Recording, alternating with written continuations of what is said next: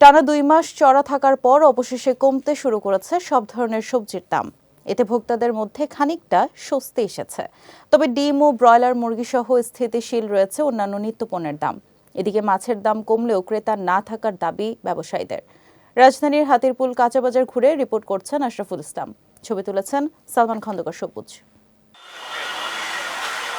দীর্ঘদিন অস্থিরতা ছড়ানোর পর এবার কিছুটা কমেছে সবজির দাম। সরবরাহ ভালো থাকায় অধিকাংশ সবজির কেজিতে কমেছে 10 থেকে 15 টাকা। আর সয়াবিন তেল, পেঁয়াজ ও কাঁচামরিচের দামও রয়েছে স্থিতিশীল।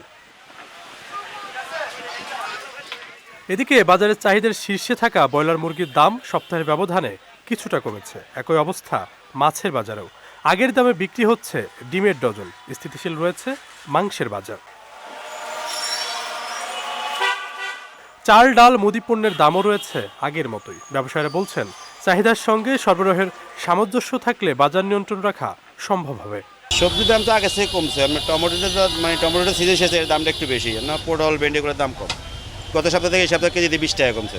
এখন কিছু একটু কম মনে হচ্ছে আর কি আগের থেকে। গত সপ্তাহে যেটা ছিল বর্তমানে ওই রকমই আছে। মুসুর ডাল দিচ্ছে 135 টাকা, মোটাটা 110 টাকা। সব মাছের দামই মোটামুটি কম আছে, কিন্তু ভাই কাস্টমার নেই। গত সপ্তাহের তুলনায় এই সপ্তাহে কোনো জিনিসের দাম বাড়ে নাই। আলু 25 টাকা, পেঁয়াজ 55 টাকা, 60 টাকা। চালটা তো বাড়ার কোনো প্রশ্নই আসে না, যদি এখন নতুন চাল। গত সপ্তাহ থেকে এই সপ্তাহের দাম একটু কমছে। ব্রয়লার বেচতে 180-70 আর সোনালী 270-80। নিত্যপণ্যের বাজারের বর্তমান পরিস্থিতি স্বাভাবিক বলছেন কেউ কেউ। তবে এই দামও নাগালের বাইরে বলছেন নিম্ন আয়ের মানুষেরা। এখন যে বাজার যে অবস্থাতে আছে আমরা স্যাটিসফাই। মাছের দামটাও রিজনেবল, মুরগির দাম রিজনেবল, দেশি মুরগির দাম একটু বেশি। চালের দাম একটু বাড়ছে, পেঁয়াজের দাম একটু বাড়ছে, কাঁচামরিচের দাম বাড়ছে, সবজির দাম বাড়ছে।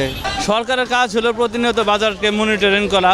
তাহলে আমরা যারা ভোক্তা পর্যায়ে আছে, যারা আমরা ক্রেতা আছে, যারা ক্রয় করি, তারা এখানে বাজারের সবকিছু একটু কম দামে পাবে। ওয়ালটন আবারও মিলিয়নিয়ার অফারে ওয়ালটন ফ্রিজ কিনে আপনিও হয়ে যেতে পারেন মিলিয়নিয়ার। ক্রেতারা মনে করেন বাজারের অবস্থা যেমনই হোক, সরকারিভাবে নিয়মিত বাজার মনিটরিংয়ের বিকল্প নেই। আশরাফুল ইসলাম, বিজয় টিভি, ঢাকা।